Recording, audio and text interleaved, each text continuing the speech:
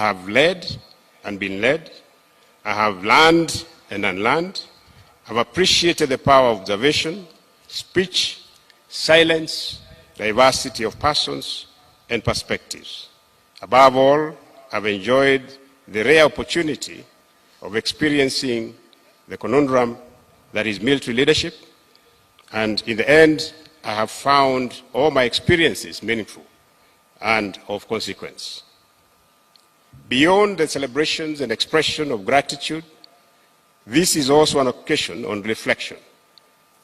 When I became CDF, I was beholden to 7 objectives, which today characterize my tenure. I was persuaded that we needed to advance our training to achieve optimal mission readiness status. We needed to identify and bridge military engineering capabilities. We needed to attain modernization and assistance in equipment repair and refits. We needed to enhance our cyber and information systems capabilities. We needed to revamp military healthcare system. We needed to improve personnel housing. And lastly, we needed to strengthen military industrial innovation capacity. These were my big ideas, informed by the realities of our defense posture, which demands periodic review in order to meet our constitutional mandate and to deliver defense and security to the Kenyan people. In our collective scorecard, my team and I have done our best, and the last 3 years with me as the leader have made an indelible mark in the history of our defense forces.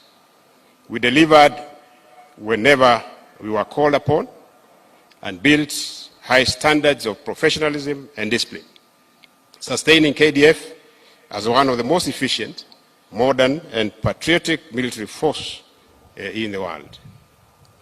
The military today is operating in a dynamic environment, regionally and internationally, and KDF remains a key player in contributing to global and regional peace and stability through various assignments with the United Nations, the African Union, and the Eastern African Community.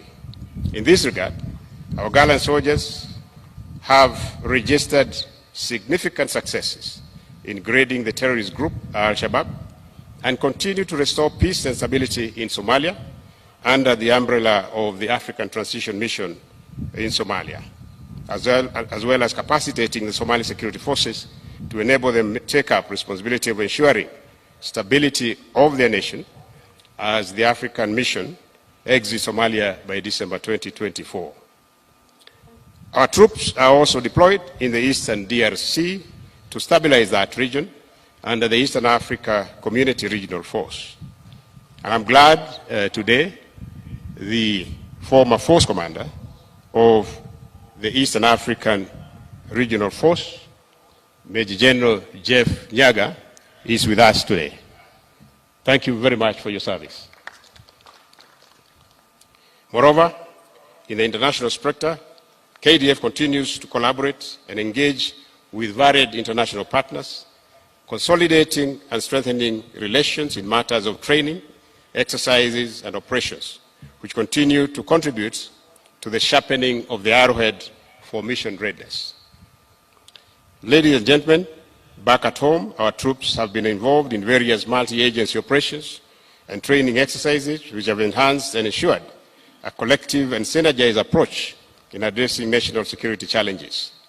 Guided by the Constitution, the success of Operation Amani Boni in Lamu, and Operation Rejesha Utulivu in Laikipia, and Operation Maliza Uhalifu in the North Rift, among others, is a clear demonstration of the value for multi-agency cooperation. As well, KDF's disaster response capability has been at the forefront in the overall crisis preparedness and response in the country. Further, in addressing capability gaps in education and training of personnel, KDF has continued to invest in education and training institutions aimed at developing strategic thinking, operational as well as tactical and technical capacities across all domains. The establishment of the National Defense University Aviation Center of Excellence, and Counter-Insurgency, Terrorism and Stability Operation Training Center, and the Cyber Warfare Training Center will greatly contribute to KDF's ability to respond to varying threat environments. Wider engagements have also seen KDF deploy its skilled manpower and capabilities to assist national institutions as part of KDF's mandate. Successes realized in this area include the turnaround of the Kenya Meat Commission, the construction and establishment of the Kenya Shipyards Limited, revamping of the Kenya Railways, construction of Uhuru Gardens, National Monuments and Museum, and the rehabilitation of Uhuru Park and City Park, among others. On health care matters, KDF continues to revamp its healthcare system to ensure a healthy fighting force, since we believe very strongly that a healthy force contributes to a secure nation. These efforts have happened across the country, from Isiolo to Garissa, from Manda to Mariakani, from Nakuru to Eldoret, and from Nairobi to Mombasa. This Ulinzi Sports Complex, coupled with the nearby Defense Forces Wellness Center, are contributing immensely to the wellness and healing of our troops and our families, thereby complementing our healthcare system. Consistent with my soldier-centric approach to welfare service, we developed a robust soldier-centric welfare framework aligned to meeting emerging challenges facing our officers and service members, which has involved pursuit for the provision of decent housing to all personnel. Further, following enactment of the Veterans Act, the Defense Headquarters, we have now established a Veterans Affairs Directorate to manage the welfare Veterans Affairs, to which I am now the newest member. Ladies and gentlemen, finally, I would like to thank the people of Kenya for showing confidence and trust in the KDF and their continued support in our deployments. In all these engagements that we undertake, we have endeavored to keep the Kenyan people well informed of our activities through KDF's strategic communication, led and manned by a highly competent team of information operators. Time has come for me to spend the rest of my life with my family, enjoying my sunset years.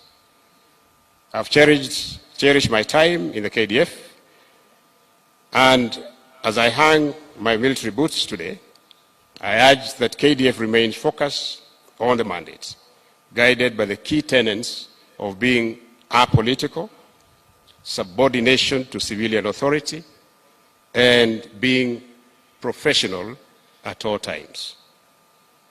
From the deepest of my heart, I thank you all who have attended my change of command ceremony and for the courtesy you have shown me by coming, and for the splendid gifts presented to me by the Ministry of Defense, to me and my wife, by the Ministry of Defense and KDF staff, which I will always treasure. To the KDF family, it's a grace to have lived and worked with you all. I urge that you extend the same support to General Francis Ogolla, the CDF, as he leads KDF to greater heights. Asanteni sana na Mungu awabariki.